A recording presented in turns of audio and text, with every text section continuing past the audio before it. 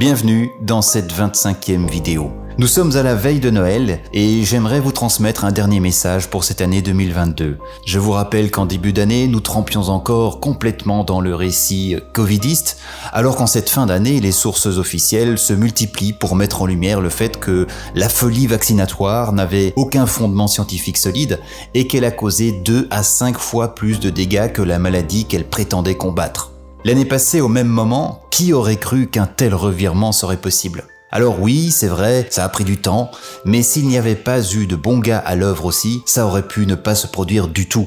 Depuis un an, la vérité a tracé son chemin vers les endormis et les idiots utiles du système. Certains, pas tous, ont revu leur vision des choses, et la bonne nouvelle, c'est qu'ils auront sans doute tendance à défendre leur nouvelle vision des choses avec autant de fermeté qu'ils ont défendu les délires du système qui se moquait d'eux tout en les contrôlant.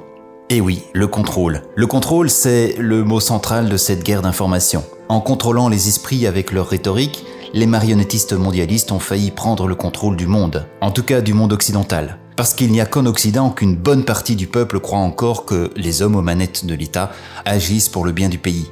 Alors c'est vrai, du contrôle il y en a encore pas mal. Du contrôle par la peur, par les guerres, du contrôle par les élections truquées, mais ça va changer. Du contrôle par la culture woke, dont le but est de déraciner les gens en leur faisant perdre leurs repères et leur identité. Du contrôle par les informations, évidemment, avec notamment l'industrie des fact-checkers qui fabriquent de la vraie fausse information dans le but de faire passer les lanceurs d'alerte pour des diffuseurs de fausses vraies informations. Du contrôle par les réseaux sociaux, comme celui sur lequel je diffuse principalement cette vidéo, mais que je ne nommerai pas. Et non seulement ce contrôle est encore bien là, mais en plus certains prévoient de l'étendre dans le futur avec le contrôle par le pass carbone et le contrôle par l'approvisionnement en électricité notamment. Alors il faut bien l'admettre, plus le temps passe et plus le mot liberté semble devenir un concept qui nous est étranger.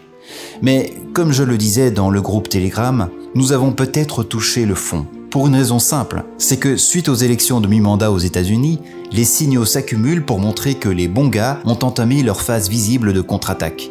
La liberté retrouvée de Twitter effraie toutes les instances ultra-gaucho-démocrato-médiatiques ou mainstream. Elon Musk nettoie habilement son réseau social comme on nettoie son nouveau joujou. Le président blond annonce un décrassage de toutes les institutions qui ont fait le jeu de l'état profond.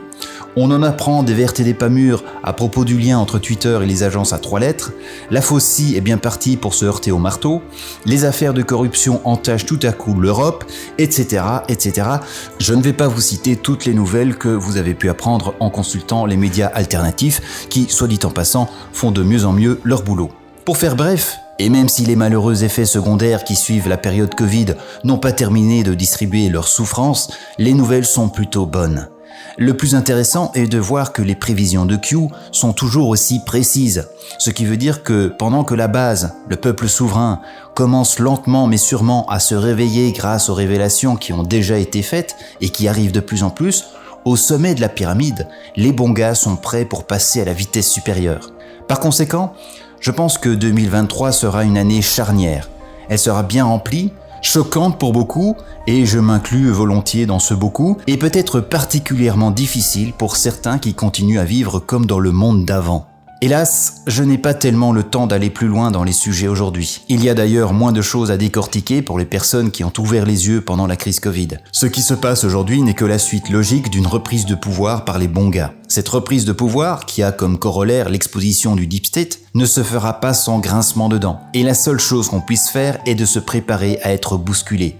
Alors bousculé, je ne sais pas quand exactement, mais certainement avant la fin de l'hiver. C'est le dernier moment où le DS, le Deep State, pourra jouer la carte des blackouts. Et cette carte devrait être jouée. Parce que l'hiver prochain, qui sait s'ils auront encore le pouvoir nécessaire pour jouer cette carte. C'est maintenant que ça va se jouer. Mettez un pouce en l'air sous cette vidéo si vous l'avez aimé, abonnez-vous si ce n'est pas encore fait. Et moi je vous dis, on reste groupés, on serre les fesses et haut les cœurs. Merci d'avoir été là tout au long de cette année, joyeuses fêtes de Noël et je vous souhaite la meilleure année 2023 que vous puissiez imaginer. À bientôt les résistants.